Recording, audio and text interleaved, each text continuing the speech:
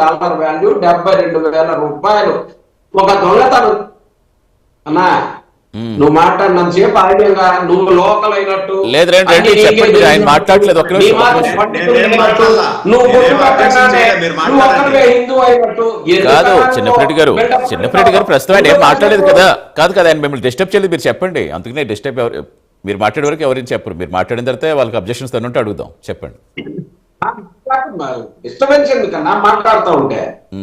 అలాగే జగన్మోహన్ రెడ్డి గారు ఆ 72,000 రూపాయల ఆ ఇష్యూని దాన్ని మాట్లాడుతూ ఆ రోజు సతీష్ అనేటటువంటి శాలివాహన కులానికి చెందినటువంటి బీసీ నిజాయితీ గల అధికారి చేసినటువంటి ఆ కేసుని ఛేదించి మంచి పేరు తీసుకొచ్చినటువంటి పరిస్థితి.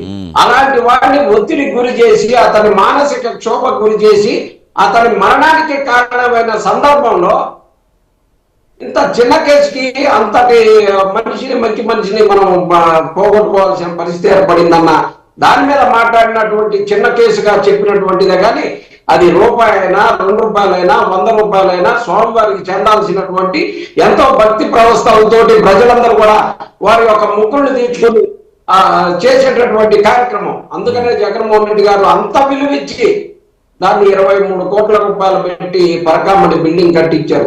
అంతకుముందు దొంగతనాలు ఆ బిల్డింగ్ లో జరగలేదా? జరిగినాయి. కేసులు జరగలేదా? జరిగినాయి. ఇదే మొదటి కేసు లాగా లేకపోతే ఏదో మాట్లాడుతూ ఉన్నారు.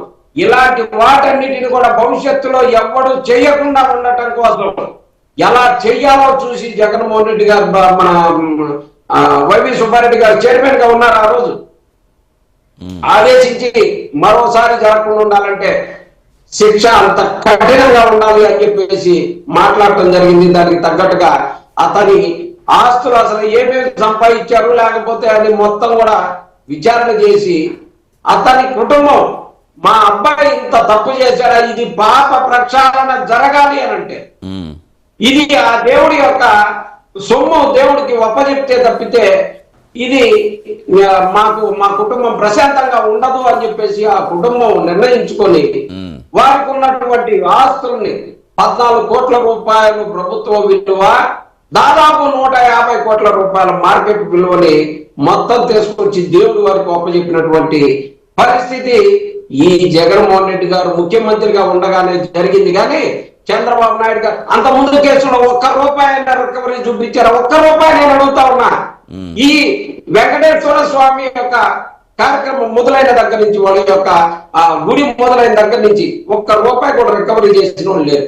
కానీ భవిష్యత్తులో ఎవరైనా స్వామివారి సొమ్ము అంటుకోవాలి అంటే భయపడాలి అని చెప్పేసి చేసినటువంటి పరిస్థితిని కూడా తప్పుగా భావిస్తా ఉన్నారు. బీజేపీ వాళ్ళు చెప్తా ఉన్నారు. ఇలా సార్ ఉండండి సార్, ఆదినారెడ్డి గారు మాట్లాడారు కదా, బీజేపీ వాళ్ళు చెప్తా ఉన్నారు దేవుని యొక్క వీటన్నిటిని కూడా